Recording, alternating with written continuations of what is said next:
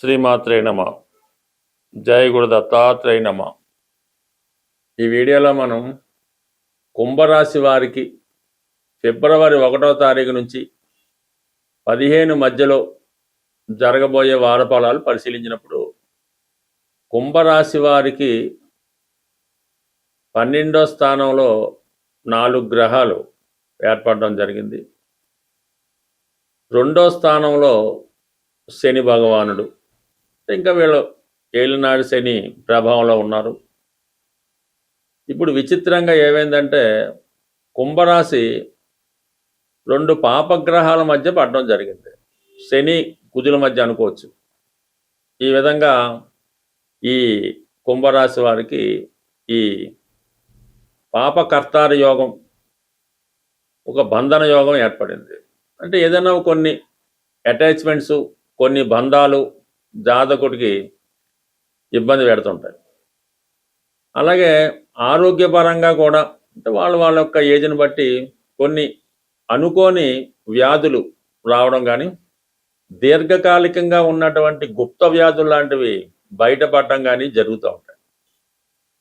అయితే జాతకుడు కొన్ని రోజుల పాటు ఏదైనా వేరే ప్రాంతానికి మారడం కానీ, ఇతరుల యొక్క ఇంట్లో గెస్ట్గానో అతిథిగానో అంటే ఇతరుల మీద ఆధారపడటం కానీ జరిగే అవకాశం ఉంటుంది. అయితే రాశి అందున్నటువంటి రాహు జాతకుడు ఒక మొండి ధైర్యంతో పోరాడుతూ ఉంటాడు. దానికి ఎంత అప్పున్నా, ఎంత బాధ్యత ఉన్నా అసలు ఏమీ లెక్కలేనట్టు, ఏమీ భయం లేనట్టు వ్యవహరిస్తుంటాడు. అలాగే ఆరోగ్యపరంగా గుప్తంగా ఎన్ని అనారోగ్య సమస్యలు ఉన్నా జాతకుడు అవన్నీ బయటికి చెప్పుకోకుండా ధైర్యంగానే ఉంటాడు. నాకేం కాలేదు, నేను చాలా బాగున్నాను అంటాడు. ఈ విధంగా జాతకుడు ఒక మొండి ధైర్యంతో పోరాడడం జరుగుతూ ఉంటుంది. బట్ ఇది ప్రస్తుతం రాశి ఉన్నటువంటి రాహు ఈ విధంగా జాతకుడికి ఒక తృప్తి లేని జీవితాన్ని ఇవ్వడం జరుగుతూ ఉంటుంది. ఎంత ధనం సంపాదించినా, ఎంత ఆస్తి వచ్చినా ఇంకా రాలేదు, ఇంకా మనం సరిగ్గా సాధించలేదనే ఇబ్బందితో పడుతుంటాడు. అంటే గతంలో ఇతను చాలా మందికి ఉపయోగపడి చాలా జీవితాలు నిలబెట్టి ఉన్నదంతా పోగొట్టుకొని ఇబ్బంది పడుతూ ఉంటాడు. అయితే ఈ పోగొట్టుకున్నదంతా మళ్ళీ సంపాదించాలనే ప్రయత్నంలో మరి జాతకుడు ఇబ్బంది పడడం కూడా జరుగుతుంటుంది. ఒకనొక టైంలో గ్రహాల ప్రభావం ఉన్నప్పుడు ఒకనొక టైంలో పోగొట్టుకుంటుంటాడు, ఒకనొక టైంలో సంపాదించుకుంటాడు. ఇప్పుడు సంపాదించే ఆలోచనలో ఉన్నాడు. అయితే ఇప్పటికి బాధ్యతలు పెరగడం, రెస్పాన్సిబిలిటీస్ పెరగడం, ఇవన్నీ కూడా జాతకుడికి సరైనటువంటి తృప్తిని ఇవ్వడం లేదు. అయితే ఇప్పుడు 12వ స్థానంలో వచ్చిన గ్రహాలు ప్రధానంగా కుజుడు, తృతీయ దశమాధిపతిగా 1000 స్థానంలో ఉండడం వలన వ్యాపారం శుభ్రంగా జీరోకి రావడం జరుగుతుంది. ఇంకా పెట్టుబడి పెడితే మనకి ఇంకా బాగుంటుంది అన్న ఆలోచనతో ధనం కోసం అన్వేషిస్తూ ఉంటాడు. అయితే జాతకుడిని ఎవరు నమ్మరు, కానీ అవకాశం మాత్రం ఉంటుంది. అది కళ్ళ ముందే సమయానికి ధనం లేక అవకాశం పోగొట్టుకోవడం జరుగుతూ ఉంటుంది.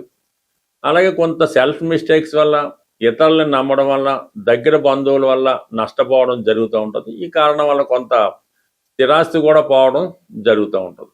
రవి 12వ స్థానంలో ఉండడం వల్ల రుణదాతల నుంచి ఒత్తిడి పెరుగుతూ ఉంటుంది. ప్రభుత్వానికి చెల్లించవలసినటువంటి ట్యాక్సులు వగైరా చెల్లించవలసి ఉంటుంది. ఈ పక్కన పెడితే కుటుంబంలో ఎవరికి తండ్రి గారికో పిల్లలకో ఇబ్బంది అవ్వడం వల్ల, హెల్త్ ప్రాబ్లమ్స్ వల్ల వారి కొరకు సమయాన్ని, ధనాన్ని వెచ్చించవలసి ఉంటుంది. హాస్పిటల్ చుట్టూ తిరగవలసి ఉంటుంది. ఈ విధంగా మరి ఉంటే ఈ శుక్రుడు ఈ ఫిబ్రవరి 5వ తారీఖున రాశిలో ప్రవేశిస్తాడు. శుక్రుడు రాహు కలియడం వల్ల జీవితంలో కొన్ని విపరీతమైన కోరికలు స్టార్ట్ అవుతాయి అన్నమాట. ఏదో జీవితాన్ని గొప్పగా అనుభవించాలని, లగ్జరీగా సాధించాలని, గతంలో దూరమైనటువంటి వాళ్ళని తిరిగి కలుసుకొని మళ్ళీ వాళ్ళని జీవితంలోకి ఆహ్వానించి తిరిగి కొత్త జీవితం ప్రారంభించాలనే కొత్త వింత వింత కోరికలు జాతకుడికి కలుగుతూ ఉంటాయి. ఈ కారణం వలన ఇతరులని ఆకర్షించే ప్రయత్నంలో లేనిది ఉన్నట్టు తనకి ఏదో ఎమ్మెల్యే సీట్ రాబోతుంది, మినిస్టర్ అవ్వబోతున్నాను అని ప్రచారం చేసుకొని ఈ విధంగా తను తాను ఎలివేట్ చేసుకునే ప్రయత్నం కూడా జరుగుతూ ఉంటుంది. ఈ విధంగా ఉండడం వల్ల జాతకుడు ఏంటంటే నిజంగా ఎవరైతే సహాయం చేస్తారో వారి దగ్గర నుంచి సహాయాన్ని పొందలేకపోతూ ఉంటాడు. ఇతని యొక్క స్థితిని చూసి, ఇతని డాబును చూసి ఎవరన్నా సహాయం అడిగితే వాళ్ళకి చేయలేకపోతుంటాడు. ఈ విధంగా జాతకుడు కొంత అనిశ్చిత స్థితిలో, గందరగోళంలో రావడం జరుగుతుంది. కాబట్టి ఎప్పటికైనా జాతకుడు తన యథార్థమైనటువంటి లైఫ్లోకి ప్రవేశిస్తే, అంటే ఈ డ్రీమ్స్ తను తాను ఎక్కువగా ఊహించుకోవడం, ఇతరులు ఎవరో సహకరిస్తారు, వెనకాల మాకు వీలున్నారు అన్నటువంటి విషయాలన్నీ పక్కన పెట్టి మిమ్మల్ని మీరు ఏ విధంగా ఉంటే ఆ విధంగానే ప్రజెంట్ చేసుకోవడం వల్ల కనీసం కొంత ప్రోగ్రెస్ అన్న వస్తుంది. ఎవరైతే మీ శ్రేయోభిలాషులు ఉంటారో వారి యొక్క సహకారంతో తిరిగి పుంజుకునే ప్రయత్నం కూడా జరుగుతూ ఉంటుంది. బట్ ఏదైనా జాతకుడు వాస్తవంలోకి రావాలి, ఈ కళలు డ్రీమ్స్ అన్ని పక్కన పెడితే కంప్లీట్గా వాళ్ళ జీవితం నెమ్మదిగా తిరిగి పునఃప్రారంభం అయ్యే అవకాశం ఉంది. బట్ ఏదైనా జాతకుడు కంప్లీట్గా రాహుగ్రహానికి పరిహారం చేసుకుంటే నెమ్మదిగా ఈ భ్రమలన్నీ తొలగి వాస్తవ జీవితంలోకి రావడం జరుగుతుంది. సాధారణంగా ఈ జ్యోతిష్యాన్ని, జాతకాల్ని నమ్ముతున్న వాళ్ళు గ్రహాల్ని మీకు అనుకూలంగా మార్చుకోవాలనుకున్నప్పుడు ప్రతి నెల కొన్ని ముఖ్యమైనటువంటి దినాలు వస్తూ ఉంటాయి. ఆ రోజుల్లో మీరు విధి విధానంగా పాటించడం వల్ల గ్రహాలు మీకు అనుకూలంగా పనిచేయడం మొదలవుతూ ఉంటాయి. ఈ పక్షంలో ప్రధానంగా మనకి శని త్రయోదశి రాబోతుంది. 14వ తారీఖు ఫిబ్రవరి నెలలో శని త్రయోదశి రోజు కంపల్సరిగా మాకు ఏలినాటి శని ఉంది, అష్టమ శని, వీలు కాకుండా ప్రతి రాశివారు కూడా ఆ రోజు విధి విధానంగా శని భగవానుణ్ణి, నవగ్రహాల్లో శని భగవాన్ని అక్కడ ఉన్నటువంటి ఆచారం ప్రకారం అభిషేకమో అర్చనో ఏదో చేసుకోవడం, ఎక్కువగా శివాలయంలో ఉన్నటువంటి నవగ్రహాల్ని పూజించడం, తర్వాత శివుణ్ణి కూడా పూజించి అభిషేకం చేయించి ఆ రోజు వరకు నియమనిష్టలతో ఉండడం వల్ల మీకు ఈ శనిగ్రహ అనుగ్రహం తప్పక లభిస్తూ ఉంటుంది. అలాగే ఈ నెలలోనే మనకి ఈ 15వ తారీఖున మహాశివరాత్రి వస్తుంది. ఆ శివరాత్రి రోజు కూడా మీరు కంప్లీట్గా మీ ఆచార ప్రకారం, మీ గ్రామ ఆచార ప్రకారం జాగరణ అది ఉండి ఆ రోజు శివుణ్ణి దర్శించుకోవడం వల్ల, అంటే ఒక మహాశివరాత్రి రోజు మీరు శివుణ్ణి దర్శించుకుంటే మొత్తం సంవత్సరం అంతా ప్రతిరోజు శివుణ్ణి దర్శించుకుంటే ఎంత ఫలితం వస్తుందో ఒక్క మహాశివరాత్రి రోజు శివుని దర్శించుకుంటే అంత ఫలితం దక్కడం జరుగుతుంది. కాబట్టి కంప్లీట్గా ప్రతి ఒక్కరూ వయసుతో నిమిత్తం లేకుండా ఏదో ఒక దేవాలయంలో, కేవలం పంచారామాలు పెద్ద పెద్ద క్షేత్రాలే కాకుండా సాధారణంగా చిన్న టెంపుల్లో అయినా శివగ్రహం, శివుడి యొక్క ఉంటే అక్కడ శివలింగానికి అర్చన చేసి మీరు దర్శనం చేసుకోవడం వల్ల ఆ ముక్తి లభించే అవకాశం ఉంది. చాలా అభివృద్ధి కూడా కలుగుతూ ఉంటుంది.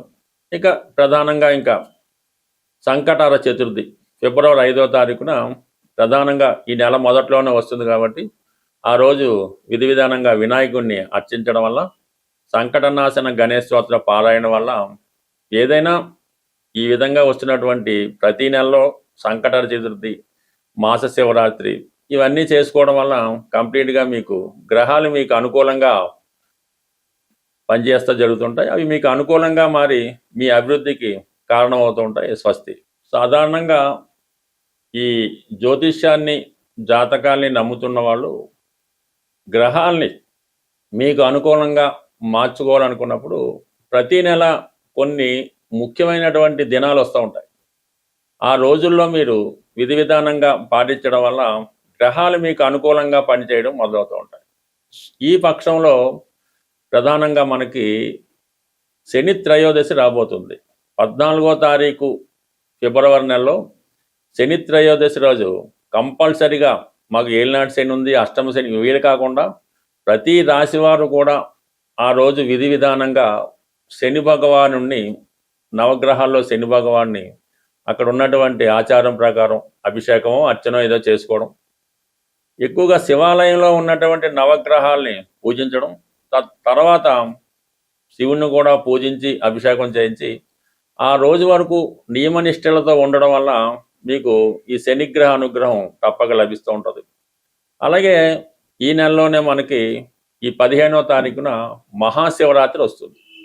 ఆ శివరాత్రి రోజు కూడా మీరు కంప్లీట్గా మీ ఆచార ప్రకారం, మీ గ్రామ ఆచార ప్రకారం జాగరణ అది ఉండి ఆ రోజు శివుణ్ణి దర్శించుకోవడం వల్ల, అంటే ఒక మహాశివరాత్రి రోజు మీరు శివుణ్ణి దర్శించుకుంటే మొత్తం సంవత్సరం అంతా ప్రతిరోజు శివుణ్ణి దర్శించుకుంటే ఎంత ఫలితం వస్తుందో ఒక్క మహాశివరాత్రి రోజు శివుని దర్శించుకుంటే అంత ఫలితం దక్కడం జరుగుతుంది. కాబట్టి కంప్లీట్గా ప్రతి ఒక్కరూ వయసుతో నిమిత్తం లేకుండా ఏదో ఒక దేవాలయంలో కేవలం పంచారామాలు పెద్ద పెద్ద క్షేత్రాలే కాకుండా సాధారణంగా చిన్న టెంపుల్లో అయినా శివగ్రహం శివుడి యొక్క ఉంటే అక్కడ శివలింగానికి అర్చన చేసి మీరు దర్శనం చేసుకోవడం వల్ల ఆ ముక్తి లభించే అవకాశం ఉంది. చాలా అభివృద్ధి కూడా కలుగుతూ ఉంటుంది.